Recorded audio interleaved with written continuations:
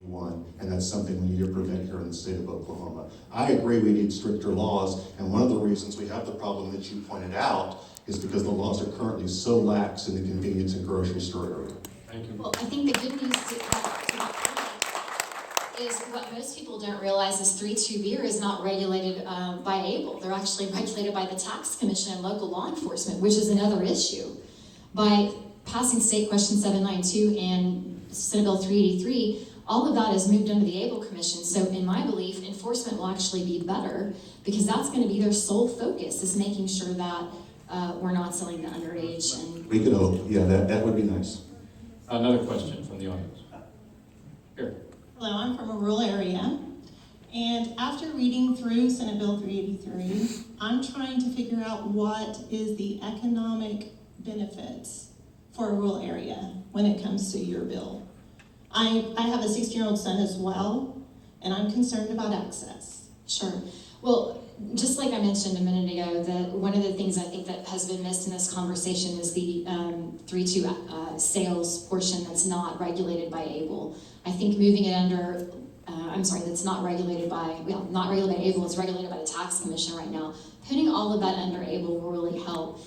To your point about the rural issue though, there's actually an economic development piece of this for rural Oklahoma, and that is the wine growers. Most people don't realize that Oklahoma was one of the top producing grape growing states in the U.S. before Prohibition. Rural communities were thriving off of the growing and manufacturing of wines in Oklahoma.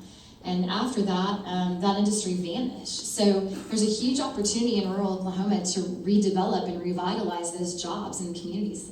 Nothing, by the way, is stopping them from doing that now, Senator. There's nothing stopping someone from opening a winery right now in rural Oklahoma. This makes it a little bit easier for them, and it actually increases the availability of them to distribute as well. Another question.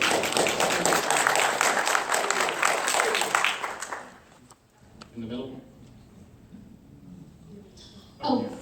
Hello, Ann Richard Farina. I'm actually the attorney for the Retail Liquor Association. And I saw you at the court. Yes. I didn't get to meet you then, but hello. I have a question for you regarding the 20% restriction on non-alcoholic products that State Question 792 puts on package stores, but there's no corresponding restriction on the sale of alcoholic products by grocery stores, convenience stores, pharmacies, and the like. Can you please explain why that is the case? What is the purpose behind that? Absolutely. So one of the concerns from a public safety perspective was having a liquor store become a de facto convenience store that sold liquor.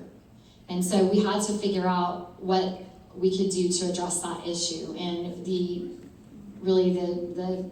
policy that we came up with was if we limited what the liquor stores were able to sell, still allowing them to sell other products, mixers, wines, wine glasses, corkscrews, that sort of thing, we would still keep that access, spirits access under liquor store purview.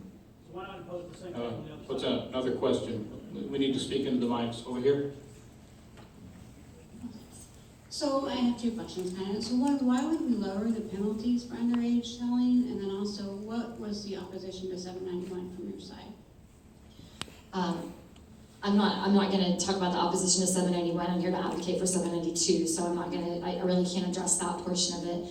As far as lowering the age, one of the concerns, I'm sorry.